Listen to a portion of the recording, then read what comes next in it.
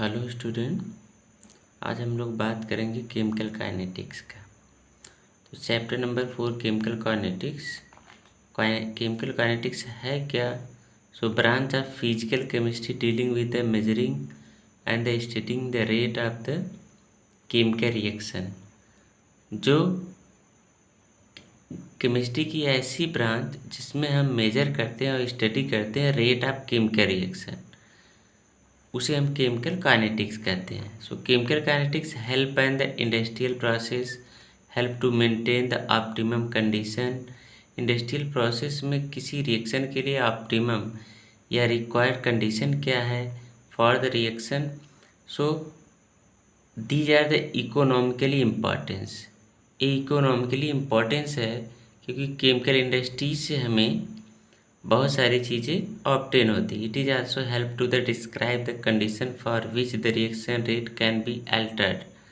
जो rate of reaction है, किस तरीके से हम उसे कंट्रोल कर सकते हैं, ये हमें डिस्क्राइब करता है। The factors such as concentration, temperature, pressure and the catalyst effect.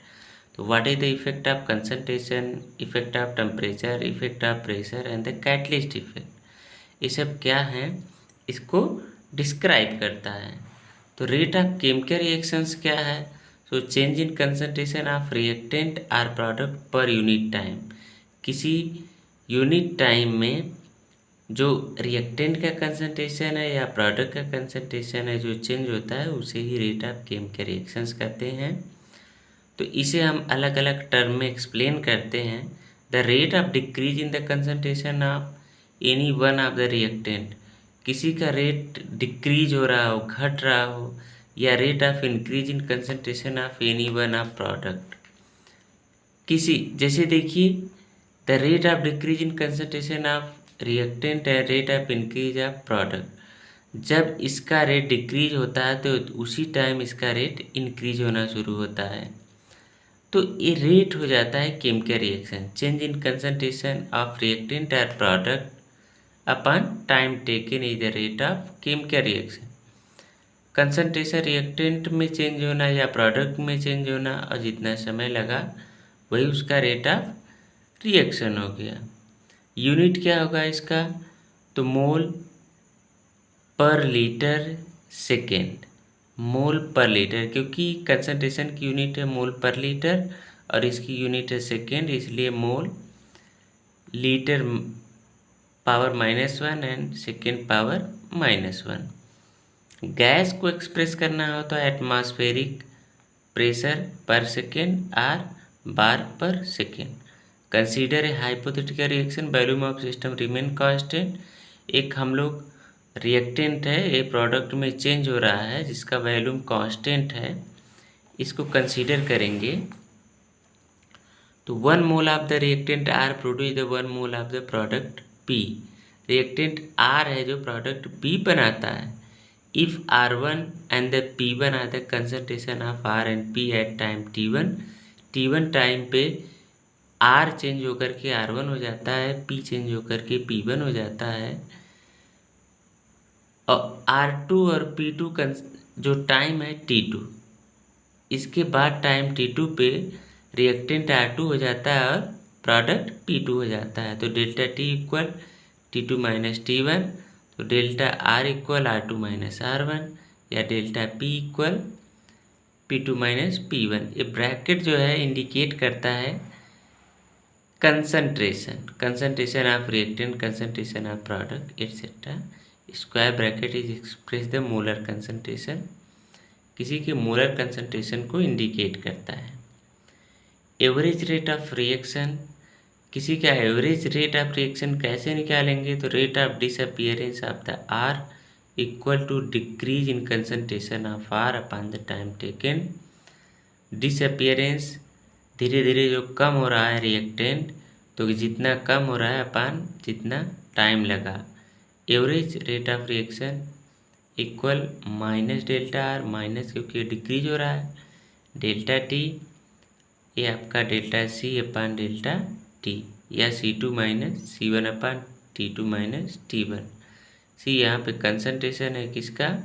आपका R का, या तो डेल्टा आर समझिए, या इसी को कहीं कहीं सी में दिखाया गया है। तो डेल्टा आर इधर negative indicate concentration of reactant decrease but the rate of reaction positive. Rate of reaction जो भी होता है पॉजिटिव क्वांटिटीज है, घटने के कारण यहाँ पे माइनस लगाया गया है, तो इसे हम पॉजिटिव कर लेते हैं by multiply -1 to make the positive. Rate of appearance of the product equal increase in the concentration of product upon the time taken.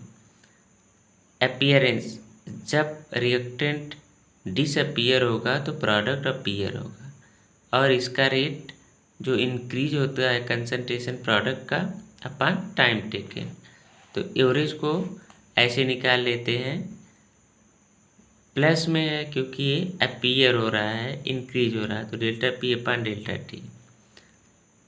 For finite time period we use the delta capital delta, क्योंकि ये क्या है, एक capital delta. Graph से देखिए concentration of reactant है, यहाँ पे टाइम है, एक्चुअल में T1 टाइम पे यहाँ पे C1 था आपका कंसंट्रेशन, और जैसे ये प्रोडक्ट में चेंज हुआ तो इसका कंसंट्रेशन चेंज हो गया, T2 हो गया और ये C2 हो गया। तो एवरेज रेट क्या हो गया, डेल्टा C मीन्स आपका C2 minus C1 delta T T2 minus T1। Instantaneous rate of reaction.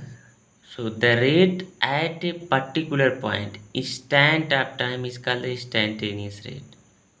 ये बीच के टाइम की बात करते हैं, किसी इंस्टेंट टाइम जहाँ पे हमको निकालना है।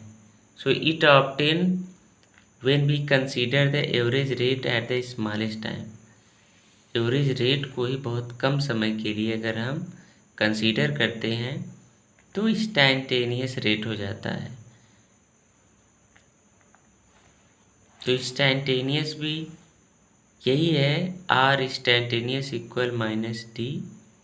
डी क्योंकि ये स्मॉल डी है, कम समय के लिए चेंजिंग है, तो डी रखा गया, concentration upon D T minus slope.